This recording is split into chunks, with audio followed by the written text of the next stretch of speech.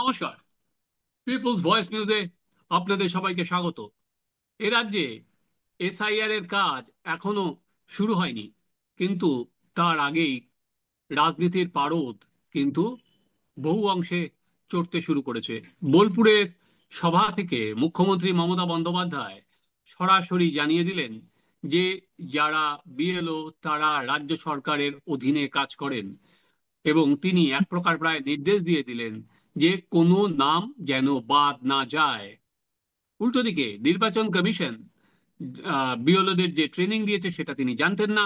ডিএমদের বললেন আমাকে জানানো হয়নি, এবং আহ, যাতে বিএলওরা নাম বাদ দিতে না পারেন সেই জন্য তিনি বলেছেন শুধু বিএলওদের ওপর ছাড়লে হবে না, ডিএমদেরও সেটা নজরদারিতে রাখতে বলেছেন।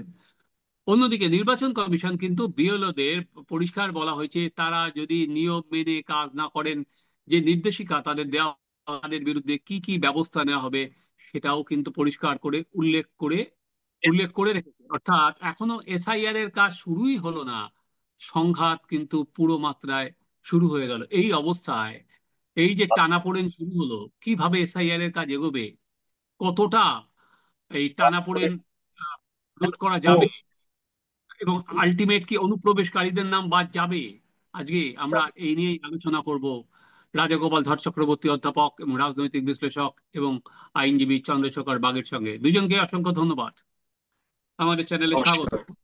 রাজাদা, কিভাবে দেখছেন আপনার, আপনি কিভাবে বিশ্লেষণ করবেন মুখ্যমন্ত্রীর এই বক্তব্য?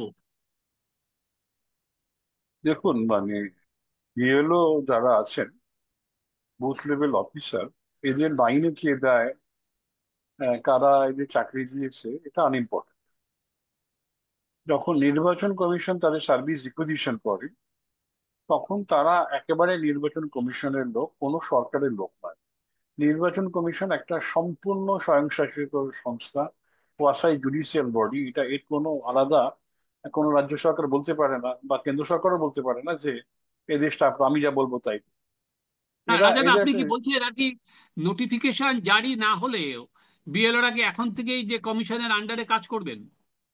নিঃসন্দেহে নোটিফিকেশন জারি কি আছে, যখন যে আপনি ইলেকট্রাল অফিসার থাকে না, প্রত্যেকটা কনস্টিটিউয়েন্সি একটা করে ইলেকশন অফিসার আছে।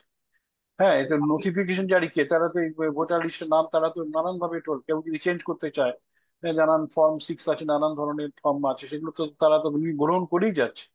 সেই পোস্টটা তাদের অ্যাডিশনাল পোস্ট, তারা সেই পোস্টটাও কাজ করছে। যখন নির্বাচন কমিশনার হয়ে কাজ করছেন তখন নিরপেক্ষভাবে কাজ করবেন, যখন রাজ্য সরকারের হয়ে কাজ করবেন তখন রাজ্য সরকারের কাজ করবেন। যে কাজটা যখন নির্বাচন কমিশনার হয়ে, তখন তাদের ভুলে যেতে হবে, তাদের দ্বৈত সত্তা আছে, খেয়াল রাখতে হবে। দ্বৈত সত্তা আছে, এটাই সংবিধানে তারা কিন্তু সেইভাবেই দায়বদ্ধ। এই যে ব্যাপারটা দেখা যাচ্ছে, কেউ কেউ বলছে যে তোমরা, আমি মাইনে দিচ্ছি সুতরাং আমাদের কথা শুনতে হবে, এটা কিন্তু একেবারে সংবিধান বিরোধী মনোভাব। সংবিধানের যে দর্শন, চিন্তা ভাবনা, যে হ্যাঁ, একজন সরকারি কর্মচারী সে যখন যে দায়িত্ব দেওয়া হবে তাকে সেটা সেই করতেই হবে। নিরপেক্ষতাই তার একমাত্র লক্ষ্য। সরকারের কাজকর্ম তার নিরপেক্ষতা থাকবে, নির্বাচন কমিশনেরও কাজে নিরপেক্ষতা থাকবে। নির্বাচন কমিশনের তো আলাদা কোনো লোকজন কিছু নেই, না? হ্যাঁ, না, কিছুই নেই, কেন্দ্রীয় এরা কেউ শিক্ষক, কেউ কেউ অন্য হ্যাঁ, এইভাবে কাজ তো কাজ করে করতে তাদের। হয়। হুম। সুতরাং যখন রাজ্য সরকারের কাছ থেকে রিকুইজিশন করছে, যেদিনই করবে সেদিনই সে নিরপেক্ষ নির্বাচন কমিশনের লোক। রিভিশন মানেটা কি? রিভিশন মানে হচ্ছে যারা নেই, চলে গেছে, মারা গেছে, তাদেরকে তো বাদ দিতেই হবে। তাহলে রিভিশনটা কি হলো? রিভিশনের প্রয়োজনীয়তা কেন আসছে? 2003 সালে দেখা গেছে যত মানুষ ছিল তার থেকে 66% ভোটার বেড়ে গেছে, অথচ জনসংখ্যা কিন্তু 1.4% হারে বাড়ছে। আর এখানে তাহলে বলছে প্রায় 3% হারে। মানে ভোটারের অগ্রগতি, জনসংখ্যার অগ্রগতি দ্বিগুণের বেশি হয়ে যাচ্ছে। এটা তো হতে পারে না। রিভিশন ইজ এ মাস, রিভিশনের কথা তারা বলছে, রিভিশন তারা করবে। বিহারে হয়েছে, তাহলে পশ্চিমবঙ্গ কি ভারতবর্ষের সংবিধানের ভারতবর্ষের বাইরে নাকি? তাই এটা যদি কেউ ধারণা দেয়, এটা কিন্তু সাংবিধানিক একটা কিন্তু ক্রাইসিস, কনস্টিটিউশনাল ক্রাইসিস তৈরি হওয়ার সম্ভাবনা রয়ে গেছে। যে জানি না, এই সময় তো অনেকেই অনেক ধরনের কাজকর্ম করছে। সেটা আমরা যদি মনে করি দেশের গণতন্ত্র সঠিকভাবে চলুক, তাহলে কিন্তু এই ধরনের কথাবার্তা বলা উচিত নয়। সংবিধানকে তার মতন করে কাজ করতে দিক, নিরপেক্ষতাই একমাত্র সরকারি কর্মচারীদের একমাত্র লক্ষ্য। কেউ যদি বলা হয় না রিভিশন করা যাবে না, তার মানে তো হ্যাঁ, যারা নির্বাচনে যে দায়িত্ব, 324 ধারা অনুযায়ী সুপারিনটেন্ডেন্স কন্ট্রোল অ্যান্ড ডিরেকশন, তো পুরোপুরি নির্বাচন কমিশন, এখানে আর কারো ভূমিকা নেই। কেউ যদি বলে বাদ যাবে না, তার মানে নির্বাচনে সংক্রান্ত ভোটার লিস্ট তৈরি করছে তার, সে মনে করছে তার অধিকার আছে, সে তার অধিকার কাছে মানে 324-এর লঙ্ঘন হয়ে যাচ্ছে, তাই না? এটা তো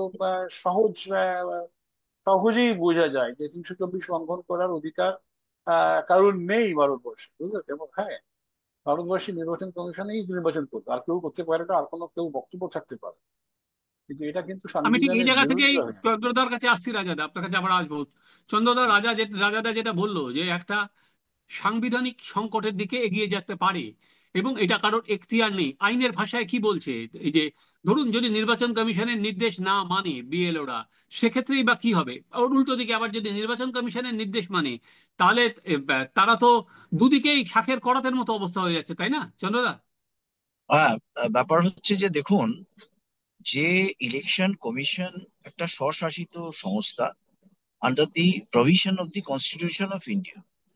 এখন ইলেকশন কমিশন যদি কোনো সিদ্ধান্ত নেয়, সেই সিদ্ধান্ত সুপ্রিম কোর্ট বা কোনো কোর্ট ইন্টারফেয়ার করার জুরিসডিকশন খুব সীমিত সংখ্যা, খুব লিমিটেড। এবং কারণ সুপ্রিম কোর্টও কনস্টিটিউশনাল প্রভিশন অনুযায়ী সুপ্রিম কোর্ট গঠন হয়েছে, ইলেকশন কমিশনটাও কনস্টিটিউশনাল প্রভিশন অনুযায়ী গঠন করা হয়েছে। সুতরাং কোন রকম যদি ইলেকশন কমিশনের কোনো কার্যকারিতা কেউ যদি তাতে বাধা দেয়, তাহলে সেটা গণতন্ত্র বিরোধী, প্রথম কথা। দ্বিতীয়ত হচ্ছে সরকারি কাজের বাধা দেওয়ার যে অভিযোগ আমাদের আইনে পেনাল প্রভিশন রয়েছে, সেই প্রভিশন কিন্তু অ্যাট্রাক্ট করবে, এক নম্বর। সেটা দু কে নম্বর, নেবে চন্দ্রদা?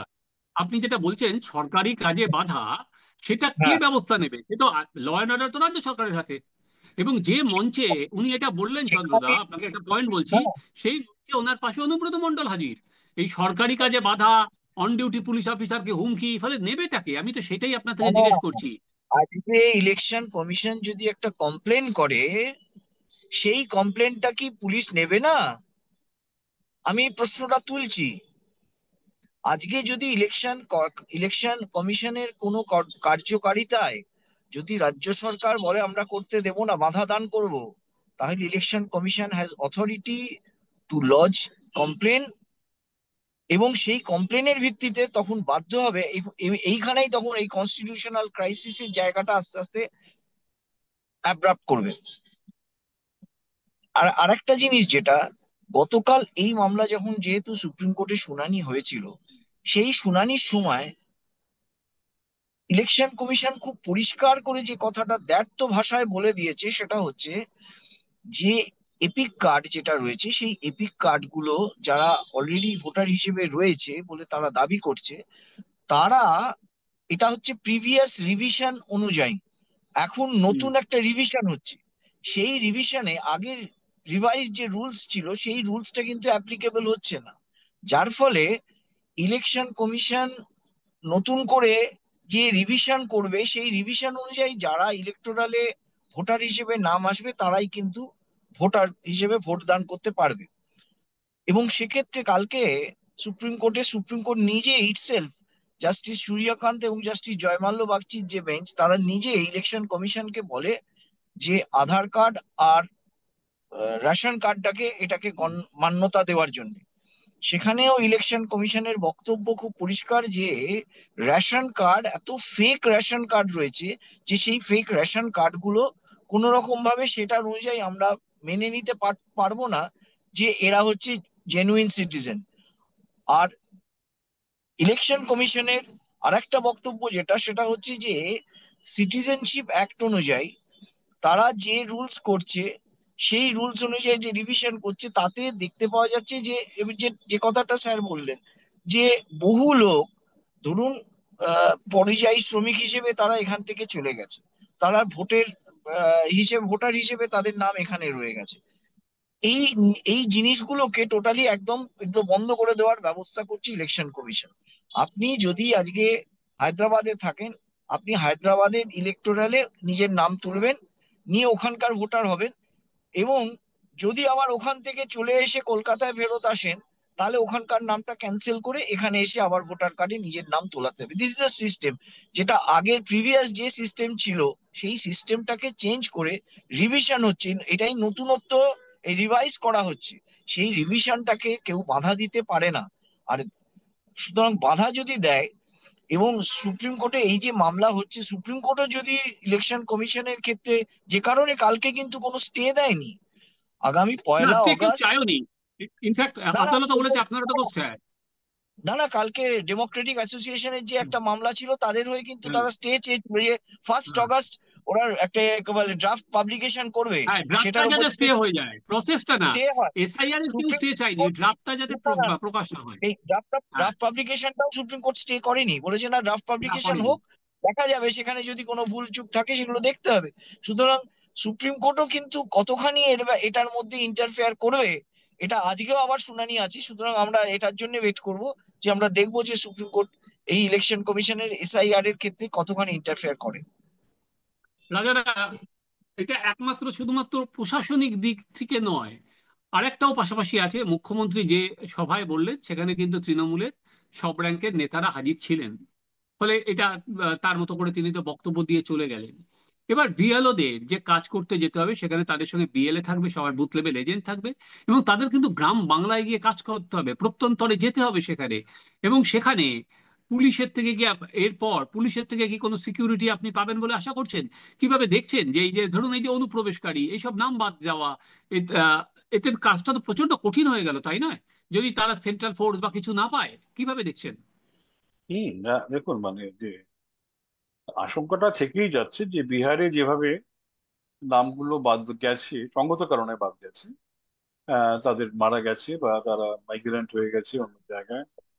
তো এখানেও কিন্তু বলছি 2-4 দিন জন্য যদি বেড়াতে, এই যে মাইগ্রেন্ট যারা হয়ে গেল, এটা কিন্তু শব্দটা যদি আপনি শুনে থাকেন সেটা হচ্ছে কেউ 2-4 দিনের জন্য যদি বেড়াতে যায় তাদের নাম বাদ চলে যাবে, মানে এই শব্দটা মানে করা হচ্ছে যে টেম্পোরারি ট্যুরিজম বুঝি, মাইগ্রেশনকে একটা টেম্পোরারি ট্যুরিজম হিসেবে দেখছে। চালাকি রয়েছে, সেইভাবে ইন্টারপ্রিট করার চেষ্টা করছে।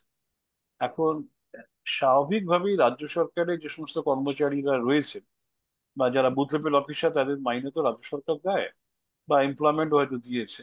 হুম। তারা কতটা নিরপেক্ষভাবে কাজ করতে পারবেন, নির্বাচন কমিশনের যে গাইডলাইন্স আছে তারা মেনে চলতে পারবেন?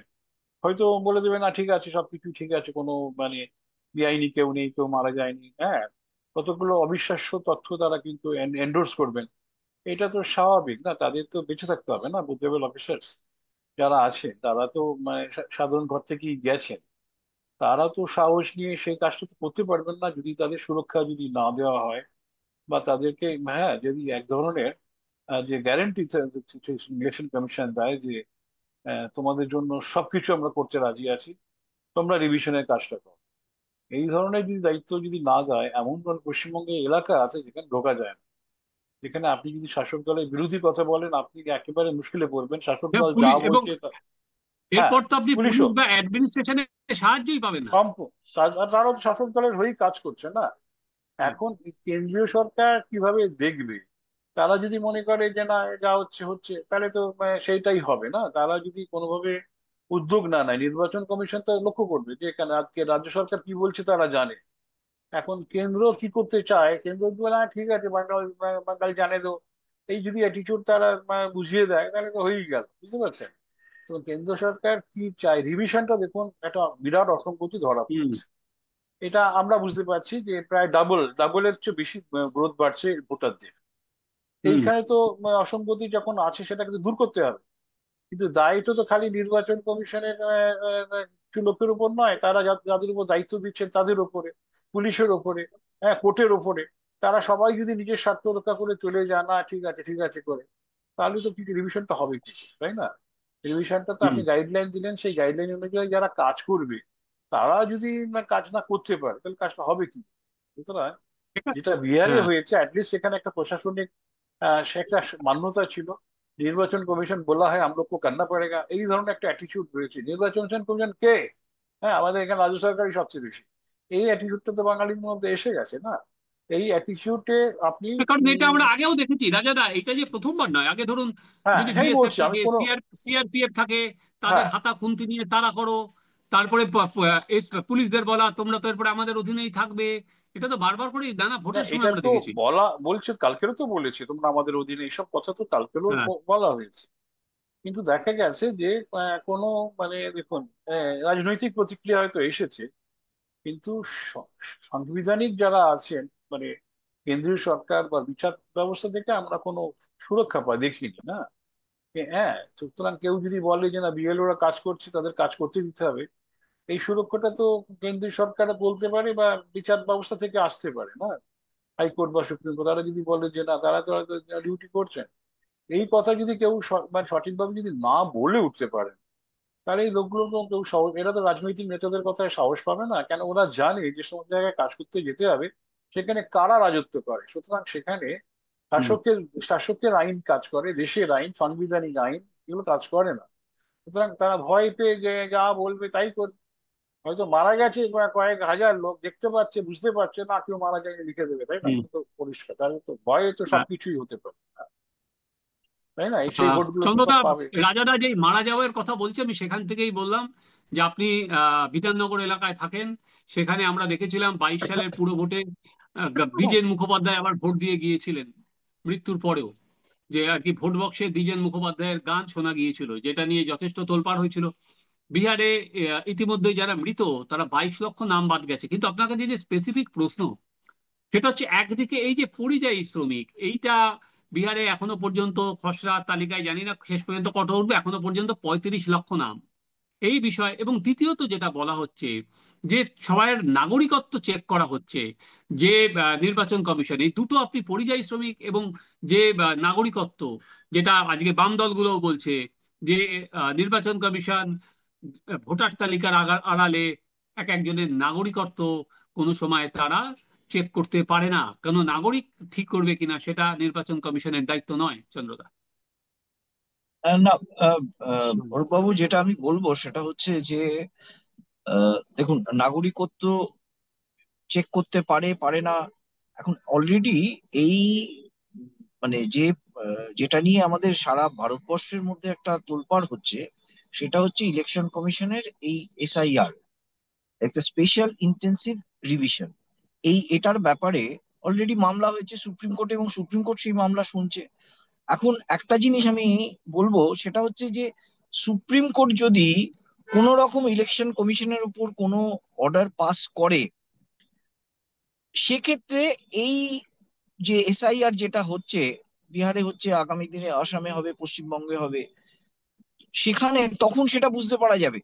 কিন্তু যদি supreme court, being the highest court of the country, তারা যদি এটার ব্যাপারে কোনো ইন্টারফেয়ার না করে, বা যেটা হচ্ছে রিভিশন যেটা করার ক্ষেত্রে ইলেকশন কমিশন তাদের কতগুলো নিয়ম পদ্ধতি জারি করে তারা করছে, সেইগুলোকে যদি সুপ্রিম কোর্ট মনে করে যে সেটার কোনো দায়বদ্ধতা রয়েছে বা সেটা করাটা দরকার আছে বর্তমান পরিস্থিতিতে, তাহলে সেক্ষেত্রে ইন মানে election commission have the right to do. কারণ যদি কোনো রকম সুপ্রিম কোর্টের থেকে কোনো বাধা দান না আসে, এখন কথা হচ্ছে রাজ্যের তরফ থেকে যে যে কোনো বিরোধী রাজ্য বা অন্যান্য রাজ্যে যদি কোনো বাধা আসে, তাহলে সেক্ষেত্রে তাদেরকে হয় আইদার সেন্ট্রাল স্টেট ফোর্স অথবা সেন্ট্রাল ফোর্সকে নিয়ে কাজ করাতে হবে। আর যারা, আপনি যে প্রশ্নটা করলেন, যে যারা অ্যাকচুয়ালি ফিল্ডে নেমে যারা কাজ করবে, হুম। বিএলও, হ্যাঁ, তারা, তাদের একটা নিরাপত্তার ব্যবস্থা নিশ্চয়ই হয়তো আমরা দেখতে পাবো। সেরকম যদি কোনো দুর্ঘটনা ঘটে সেরকম বিএলওদের ক্ষেত্রে, তখন আগামী দিনে, তাহলে তখন election commission will take the মানে প্রভিশন যে কিভাবে তাদেরকে তার প্রোটেকশন দেওয়া হবে, প্রোটেকশন দিয়ে তাদেরকে কাজ করাতে হবে। কারণ বিহারে তো অলরেডি হচ্ছে। এখন এখন কথা হচ্ছে পশ্চিমবঙ্গে আজকে যে হুঙ্কার আমরা শুনতে পাচ্ছি মাননীয় মুখ্যমন্ত্রী, তিনি এটাকে একটা একটা রাজনৈতিক ইস্যু হিসেবে তৈরি করছেন, যে বাংলা ভাষা যেখানে ব্যবহার হবে তাদেরকে আটক করা হচ্ছে, সেটা আসামে হোক, তাই জন্য বাংলা ভাষা আন্দোলন করছেন তিনি। কথাটা তাই নয়। কোনো কোনো সরকারি কর্মচারী বা কোনো সরকারি সংস্থা, তার যদি কোনো কার্যকারিতায় কোনো আইন যদি কোনো বাধা না হয়, তাহলে কোনো সরকার, যারা বর্তমানে শাসক দল রয়েছে, তারা কখনো সেটাকে আটকাতে পারবে না। কারণ তার কোনো আহ, মানে বলে আইনি কোনো ইয়ে নেই, প্রোটেকশন নেই।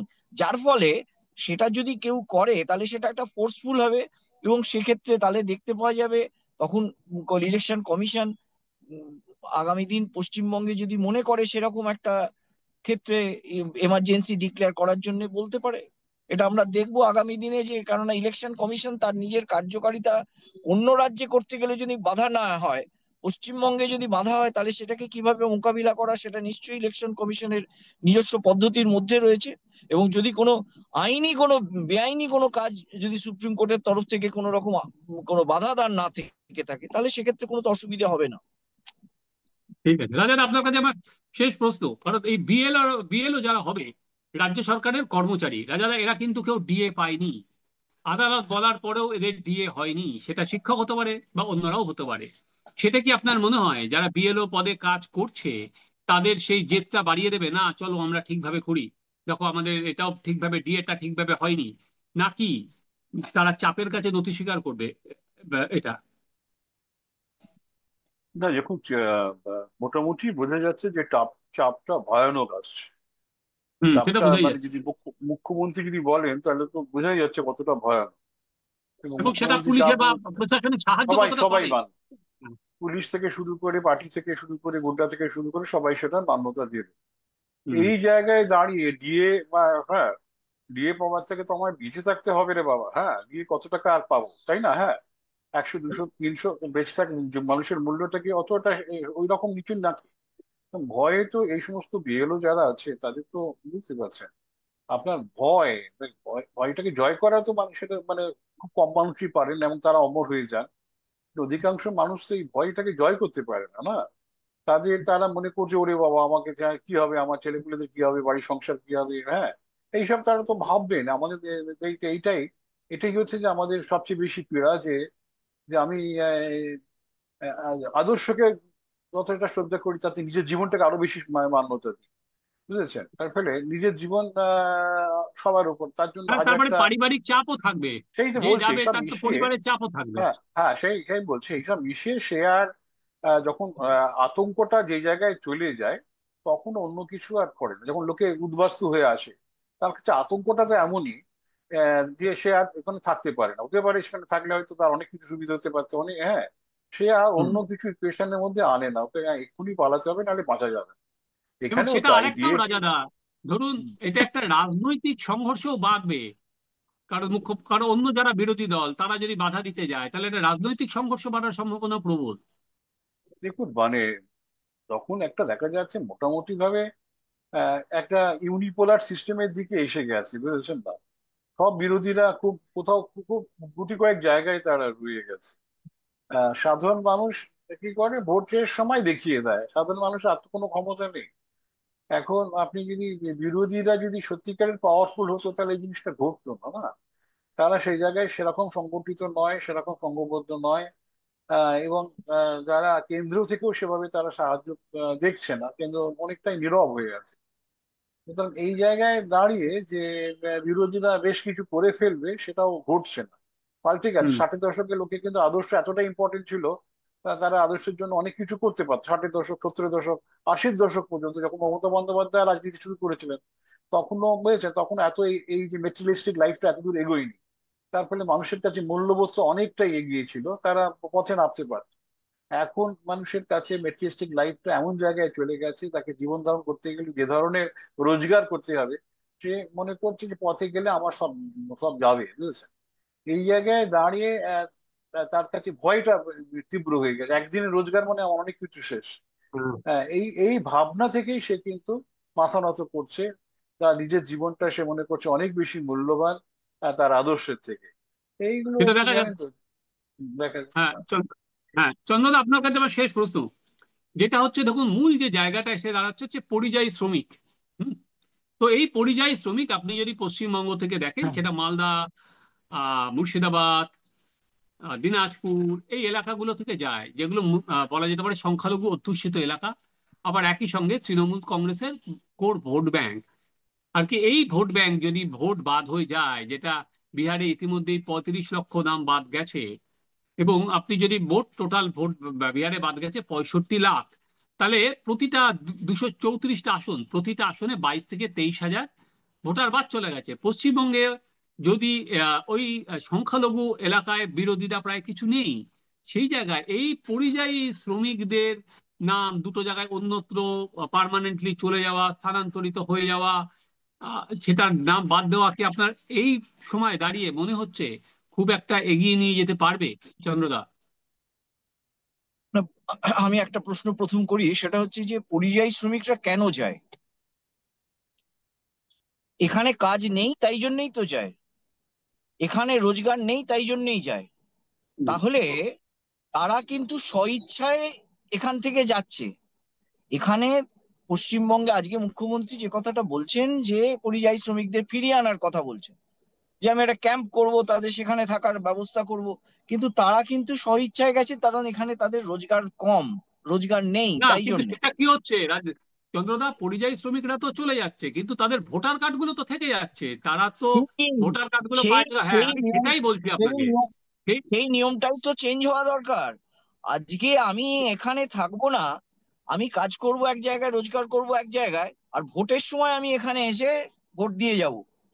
এই নিয়মগুলো পাল্টানোর দরকার আছে, এবং এটার জন্যই বিরোধিতা। এবং আরেকটা জিনিস যেটা, সেটা হচ্ছে যে এই যে ধরুন ফেক ভোটার বলে একেবারে বাংলাদেশি বলে ধরা হয়েছে দিল্লিতে। আজকে আজকে দিল্লি পুলিশের গতকালই বোধহয় দিল্লি পুলিশের যে কমিশনার, হ্যাঁ, তিনি একটা প্রেস কনফারেন্স করে বলে দিয়েছেন যে ডিসি, অ্যাবসলিউটলি ডিসি ফেক, যেটা বলেছেন। একটা ফলস গল্প হুম, করে গুড়গাঁওতে একদম গুড়গাঁওতে তাই। কতগুলো বাংলাদেশি বলে ধরা। মানে এইগুলো একটা হাওয়ায় ভাসিয়ে দেওয়া বক্তব্য দিয়ে তিনি তার একটা রাজনৈতিক ফায়দা তোলার চেষ্টা করছেন। এবং একটা রাজনৈতিক, এখন কোনো ইস্যু নেই, একটা বাতাবরণ তৈরি করে যে বাঙালিদের অত অত্যাচার, যার জন্য, যে কারণে সাংসদ দেখছি বাংলায় বক্তৃতা করে, অপারেশন সিঁদুর নিয়ে সেখানে বাংলাতে বক্তৃতা করে ফাটিয়ে দিচ্ছে। তার কারণ হচ্ছে নিজের ভাষায় অনেক কিছু বলে দেওয়া যায়, যেটা যদি সংসদে ইংরেজিতে ভাষায় বলতে হতো তাহলে হয়তো তিনি অত কথা বলতে পারতেন না। এইগুলো সব একটা রাজনীতিকরণ, কিভাবে রাজনীতিটাকে চালানো যাবে সেটার একটা ফন্দি ফিরিক্কি।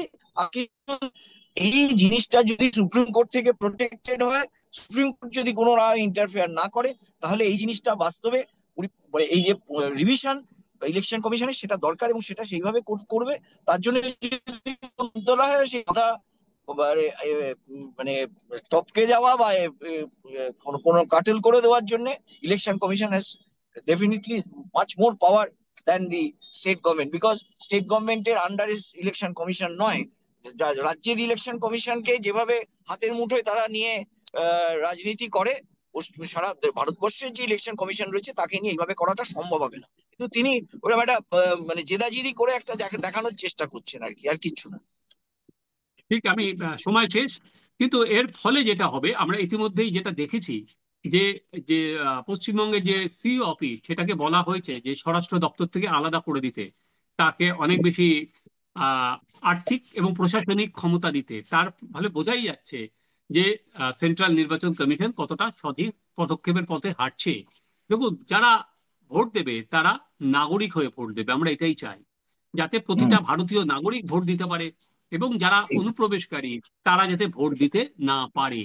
সেই ত্রুটি মুক্ত ভোটার তালিকাই আমরা চাই, সেটা ভারতবাসী হিসাবে, পশ্চিমবঙ্গের নাগরিক হিসাবে এটাই আমরা চাই। এবার চাওয়া এবং পাওয়া, সে দুটো তো সবসময় মেলে না, বিশেষ করে আমাদের রাজ্যের ক্ষেত্রে সে দুটো কি মিলবে? চলুন, এসআইআর এর রিভিশন যখন শুরু হবে আমরা সেদিকে তাকিয়ে থাকি। রাজাদা এবং চন্দ্রদা, অসংখ্য ধন্যবাদ। আপনারাও দেখতে থাকুন আমাদের চ্যানেল, আমাদের চ্যানেল সাবস্ক্রাইব করুন, আপনাদের মতামত জানান।